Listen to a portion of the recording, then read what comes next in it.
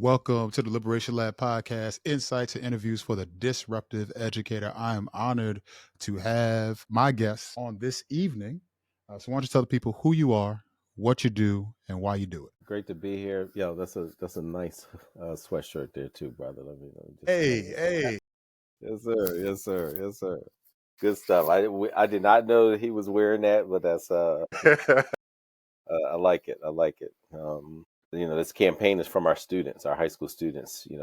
Came up with this campaign during our one of our focus groups, and so, Sharif El-Mekki.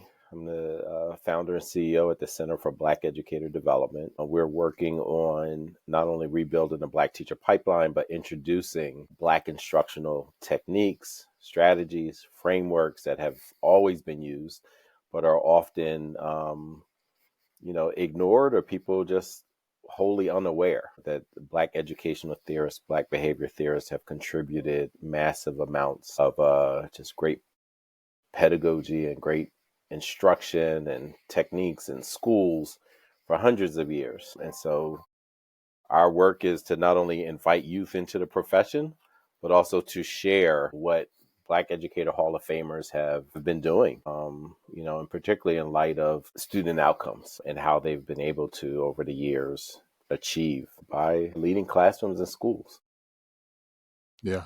Yeah. And I think almost like, so in my experience, right, I started in Camden. I was at a charter school in Camden. For those who don't know, that's a suburb of Philly. You know what I mean? It's right over the Yeah. bridge. Yeah, right over Right the over. bridge. Yeah. Yeah, and then even as I'm sitting here recording, like the Betsy Ross is literally right there, right? So like Oh, you still this there? is where I've Okay. been. So I've been in South Jersey for basically the entirety of my career. Taught in Camden, taught in Trenton, and I'm now serving in Willingboro. And I say that to as a backdrop for a larger discussion, which is when we think about the trajectory of you know where we desire our students to go. If we have any hope for where education can be, and I mean outside of the project of schooling, and I'm using that on purpose. I believe that reclaiming Black teaching is a big key to that. However, it's almost this lost ark relic somewhere over here that we don't know anything about. So, for somebody who's listening, has no idea what you're talking about, what do you mean Black, you know, practice, Black teaching, Black pedagogy? What is that? And why are you calling it Black? Yeah. Why you got Black in front of anything? That's it's interesting. So our good friend and scholar, Dr. Koso Lassane, did her dissertation on this idea of Black teaching traditions. So I'll use that term Yes. just as we're discussing it. And what that is are like, what are instructional practices that Black people have used to educate their children? How have Black communities looked at teaching and learning? And then how have they been codified? How have they been replicated, researched, studied, understood, and then passed on? And these are practices that aren't all, that some originated in West Africa and maybe have been Mm, strained during the Middle Passage, but not broken and passed along across generations, right? And so these, whether it's how Marva Collins opened up a school for children that everyone had written off and said they were unable to be educated, and yet she educated them and did it superbly. If it's Dr. Carter G. Woodson, who not only started Black History Month, but was actually training teachers and principals hmm how hmm to teach and how to teach well. Fits the the codification of like what did Lucy Craft Laney, Nancy Helen Burroughs, Mary McLeod Bethune and others and many others designed 5,000 schools across the country. But then even more recently, what has Vanessa Siddle Walker been able to capture? What is Dr. Greg Carr? What has he been teaching for all these years? What did the notorious GLB, Gloria Ladson Billings, talk about? Like, hey, here's how you teach effectively. And so what we, posit is that these are Black teaching traditions, but they're really good for humanity, because we learn, everybody who's on the path to learn about education, learn how to be a teacher, principal, superintendent, later learn about European educational theorists, white American behavior theorist, white child psychologist, and then they're armed with that and only that to go Mm-hmm. teach everybody else's children. And then year after year, decade after decade, we see like, wait a minute, the results are not where they should be. Kids are not Mm-hmm. living up to their potential. Their aspirations are getting ground to dust. Mm-hmm. So Mm-hmm. what's happening, right? And then we also see community educators who are using some of these Black teaching traditions outside of the schooling paradigm There and it doing is. it in the community because these are traditions that are passed along. This is why your auntie can stand in front of an entire congregation and know how to use eye contact, how to use proximity, how to use names, Yes. call the person by their name and their correct name. All of these things are just, part of, okay, how do we surface the humanity of a child? How do we use joy and language and culture to inspire, right? Because teaching is not just passing a content, it's also inspiring the student. The Mm. one who studies Yeah. because they're inspired, right? And that is part of the role of teaching that sometimes gets lost, often gets lost, and certainly not centered in many of the schools our children attend. As you said that, I thought of a situation that happened just today. Mm, I have a privilege of serving in a middle school, and one of my babies, I call them my babies, mhm, they they came to me in tears, upset at a situation that had happened in their classroom. And as she began to speak to me about what was happening, what became really apparent was not that she was just this obstinate child that didn't want to do, but that she didn't feel seen, valued, heard in the classroom. It was so frustrating to her that when she would ask for help on something, that the teacher would come and reread the problem and then walk away as if that was help, if that mm, was support. So now she's looking at something that she has fear in, right? In terms of math competency or feeling like she can do it. She reached out to the person who should have been giving her support. And now it furthers the divide between the access she can have to that learning, right? And so the thing that really came out was when I go in there, it ruins the rest of my day. Literally, that's what this child told me. And it seems as though we've kind of, and I think it's a very convoluted problem, but we have a lot of educators who are feeling the pressure and the weight and the practice of schooling. I'm using that on purpose.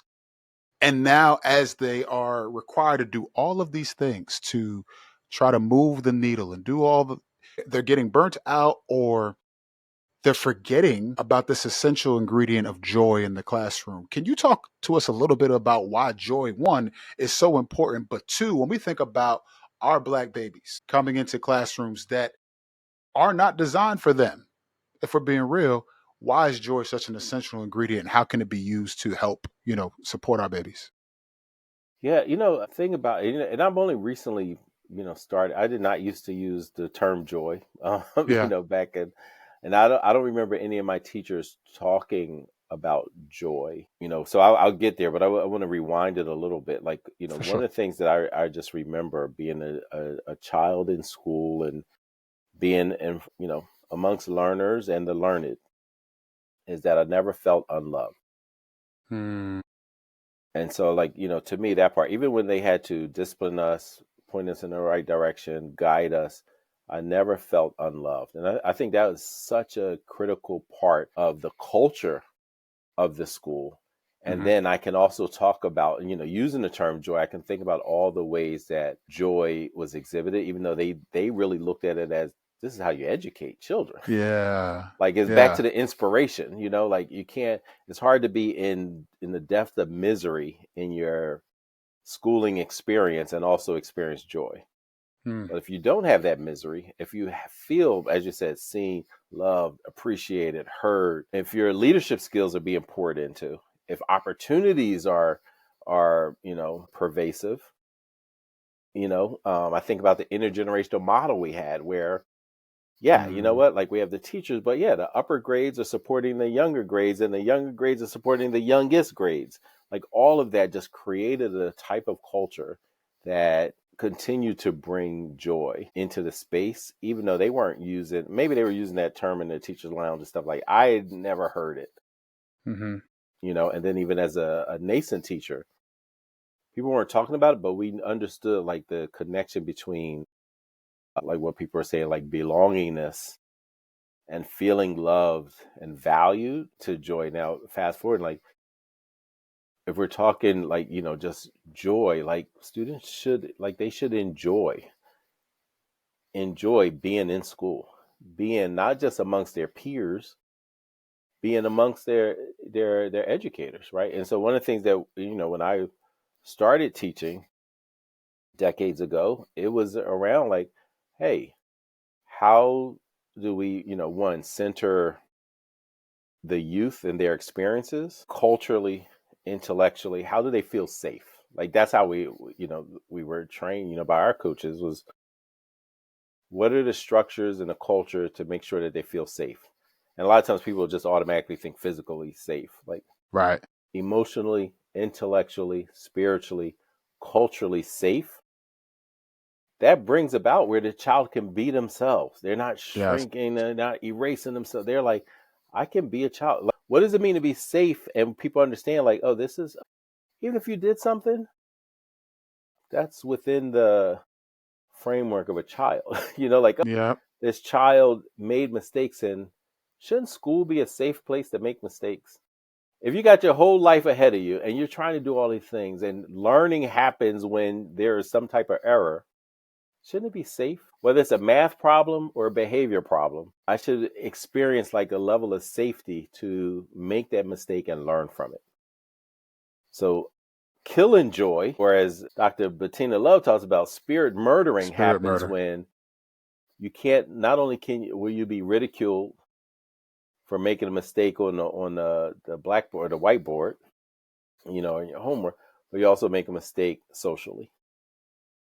When those Yeah. should be like learning opportunities, and that's where the most rapid growth can. I think about my journey, and I told you, earlier that I started in Camden. What I didn't share was I got out of my teacher prep program and very quickly learned that I was not prepared to teach. And so I get into the Learn a lot. classroom, right? I get into the classroom and I am handed a book. And I was told this is what we are going to use to be able to instruct all the students because it's Camden. It looks like they look like me. They're black and brown babies, right? And it was teach like a champion. And for my first year and a half, because this is what I thought was supposed to be the thing that would help my the children that I cared about, I was this regimented drill sergeant that told like they were silent transitions and kids had to be in my classroom and in a seat in 30 seconds and they had to start their do now and if they didn't then there was a conversation and a reflection and a deduction and all of these things. And I look back on my first few years. Now I've been graced to still be connected to my first group of students that I ever taught. And every time I have the opportunity to talk to them, I apologize for I the think most of us do. I yeah, think most of us, because what, it's not yeah, something you automatically come in and learn, and like what you said, being handed a book or being handed a curriculum, being handed without the coaching, mentorship, yeah, modeling, yeah, support. And when I say yeah. you're not alone, there's studies after studies after studies that show most teachers say, I'm not prepared to teach. And then when you add, dual language learners, if you add Mhm. poverty, if you add special needs, then that percentage of teachers who say they're not prepared after tens of thousands of dollars in in tuition, Right. years of study and so that right there's something askew with our educator prep program Yes. across the country. And so that's a big part of it. But then also like when we invite young folks to come lead classrooms, how are we supporting them in this space and how are we building community with them? Because I think a big part of all of this is how do we ensure that there's a sense of common purpose, right? And like that's Mhm. one of the things when I talk about like my elementary, particularly elementary and middle, but particularly my elementary school experience, it was this notion, this culture of I'll be successful if you're successful and you'll be successful if I'm successful. What's Yes. our shared sense of purpose? And then the line, people talk about home hyphen school.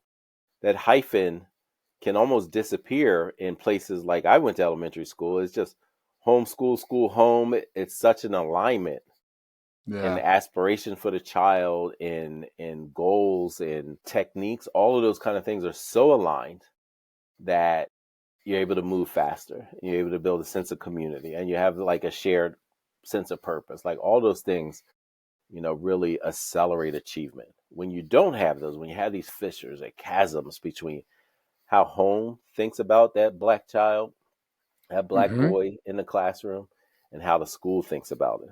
When there's that chasm, the child is again the one that suffers and is in the middle, is in that moat, so to speak, is just really hard to achieve at the highest level. And then we didn't even get to the point of like actual instruction, where part of instruction is making sure that a student has a positive racial identity as well, positive sense of Mm-hmm. self, whoever they are. They should feel, Mm-hmm. and how much students talk about like, no, my experience in my school demoralized me. Like, you know, Mm-hmm. Yeah. Yeah. I was watching a video actually. It moved me to the point where I had to talk about it. But this brother was asked on the subway, "Hey, when did you first learn that you were black?" And he said it was in elementary school and somebody brought in a transformer and it was a rare limited edition transformer and it got taken. That the teacher and everybody in the class thought it was him, accused him, whatever have you. The next day, another student came in and had two of the same kind and they were very rare. mm, And and now he's like, oh, okay, I'm about to be vindicated. Everybody sees now. And he says that the teacher still pulled him aside and said, I know you have them. And I listen to that story and I think about the countless stories that are kind of embedded in that or have a similar understanding of themselves through the eyes of others. They come through the schooling process, they go to K to 12 education, and if they don't shrink, if they don't diminish, if they don't conform, if they don't almost pander to whiteness, then at that point they become this obstinate child that gets labeled and pushed out and run out of our schools. When I think about the antithesis of that, what is it that's going to help us shift that? Part of what you're talking about in terms of pedagogy, in terms of teaching practice, knowledge of self is a big key. And so, if I'm an educator listening to this conversation and I'm saying, you know what, I want to know a little bit more. What is it that you're talking about? Where could I start? What is a practical takeaway that I can use to kind of build this ability in myself to reach the black boys and girls in front of me? yeah, I mean, there's so much out there For sure. today, but I would start where a lot of people started. So the new research, many of them grounded and pulled from the work of like a Dr. Gloria Ladson Bellum. Lights and balance. Yeah, Yeah. I would start there, just so people can. And she has articles, YouTube videos, her books, new editions of her of Books, yeah. her The remix. material. Yeah, and so I Yeah. would, I would start there. Folks could also look at Lisa Delpit's work, Mhm, and so like mhm, really looking at how people talk about, school, education, learning, and which is, you know, I think the part that's most, frightful for me is that these pieces of like how to teach well are often done in silos. Hey, we're going to teach you mhm. content, and then we're going to do a hour of professional development on like, you know how to support a child emotionally, or like whatever the term is. It's a million terms out there: cultural responsiveness, you know Social. it's social emotional development, da da da, all those kind of things. And the first thing people have to do is really examine their own mindsets. How do I think about this community, and why? Who taught me that? Mhm, Where did I learn that from, and why? That story that you mentioned about the alleged theft. Like I remember intervening as a teacher leader, where a teacher was accusing this child of stealing money from her, and I had to intervene and say, like, did you see? Like, no, but I know he did it. Like, why? Well, he's always in trouble. But what? But like, what? Like, why are you accusing? I mean, so adamantly. This woman found her pocketbook in her the closet, because I was just like, let's can you just retrace your steps? This is a huge accusation that you're making this child. This child doesn't understand why he's even, been accused.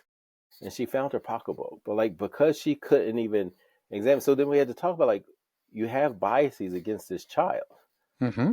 You misplaced, and yet your first thing was like, who's the child? Like, so that's a level of bias that you have, and you can't think for 1 second that doesn't impact your teaching and his learning, Yes. because those biases Yes. creep in before you arrive to the doorsteps of the school and classroom. Before you're in front of that classroom, how you're planning your lesson, your biases are seeped in. Yes. What are you Yes. teaching? What are you pulling from? Who are you going to call on? What resources are you using? What level of questioning? All of the things. What connectivity are you going to bring that makes it more relevant? All of that can be informed or hindered by biases. And when you add, and again, people talk about bias, they automatically think I'm not a racist.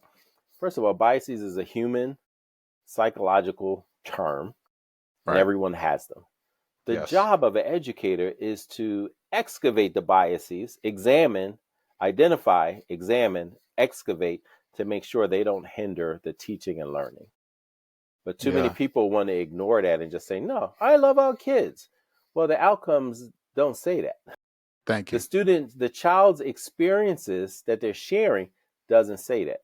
And we hear this, look, even recruiting, we worked with Teach Plus to interview, to write a report based off of interviews of students who were already interested in becoming teachers. They were also asked, what gives you pause? You want to be a teacher, but what gives you pause? They talk about their own experiences as students. Hmm. They talk about how they see educators of color being treated in their school. People think they don't notice, but they do notice. They see it, Mm-hmm. right? And I Mm-hmm. remember there was some students who we were again, were speaking to, and some of them said, I want to be a teacher, but I would not want to be the colleague of some of my current teachers. So I want to join this profession, but based off of how some of my current teachers act and treat us students, me and my peers, I wouldn't want to be a colleague of theirs. I'll be a teacher, but I want to be somewhere else, where some of them are like, oh yeah, I want to return to my school. I want to lead in the same place. Oh, here's my, and they're like, no, no, no. I want to join this profession, but not with them. Well, That's damning. it's so interesting to hear that, right? And from folks who are already convinced that they want to be a part of this wonderful profession, because it makes me think of, like, practically speaking, when you look at any other industry, any other space and place, you would look at the numbers, the data of success to then, right? What needs to be done to improve, so on and so forth, right? If there were the same rates in your favorite restaurant in terms of the meal production, the clientele liked it, it didn't like it, and the numbers look similar to what we're seeing in school, there are folks who wouldn't go back to that Who restaurant. left sick? Right. Who left Who sick? who And was how many of who us was leave harmed? school? Yeah. And we continue to go to the school, and we continue to funnel money and do all the things, but it seems to me that there is this propensity in our teaching and in humanity. I'm going to say it that way.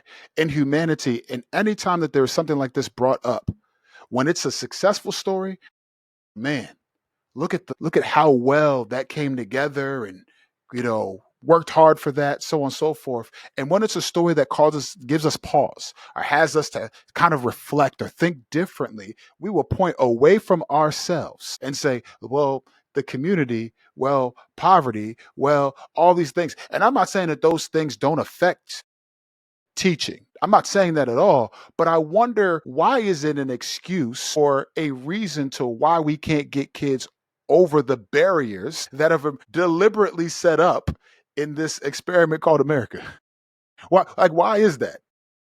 And I guess what that brings up for me is, when we think about levels of accountability, change, and particularly, amidst this backdrop of the last, where are we at? February 4th, you know, of the current administration and looking forward, I really feel like it's gut check time for us.